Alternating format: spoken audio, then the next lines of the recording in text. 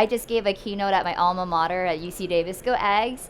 And what I was telling the students when I was in their shoes years ago is I would have wished I knew that I was enough.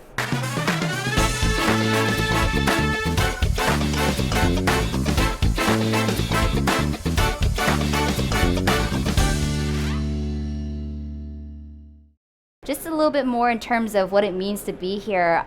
In 2018, I was the MC for the post-production world, and I was introducing male speaker after male speaker. But this year, to come back and to have my own show where I get to choose my guests and my audience, I've always made it intentional to bring more women and more diversity to the stage and to the forefront. So I really thank NAB, also Amy DeLouise, who have Gals and Gear on here, for partnering and making that reality. So now this is my first time actually speaking and not introducing a speaker, so I'm very grateful to be here.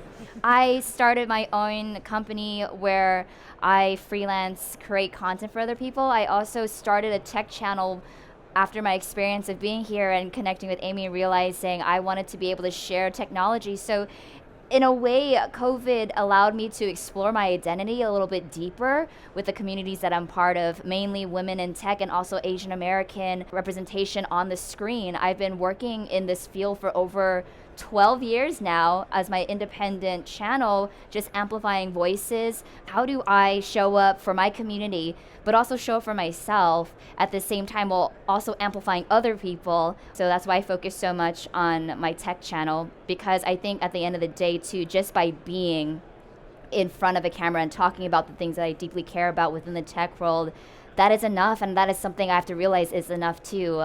I just gave a keynote at my alma mater at UC Davis. Go Ags.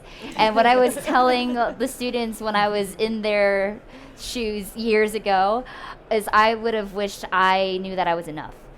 And that, you know, my story eventually, as I figure it out over time, all of that stuff is a part of me, and all of that stuff is my identity. I don't have to try to be this or that. Like, I preach that to every person, no matter what gender you are, that authenticity at the end of the day and having that integrity for excellence and just being kind goes a long way, and it's very noticeable now. Knowing that that's enough and you don't have to be anything else, and your time will come when it's meant to be, and that time is going to be so beautiful for you. Oh. Wow. I think there's quite a few people like virtually in tears, Nicki. And I totally, I so agree with you, because actually enough is a word I've been using a lot in my personal life in the last 18 months as well. We're always like pushed to strive and strive and strive.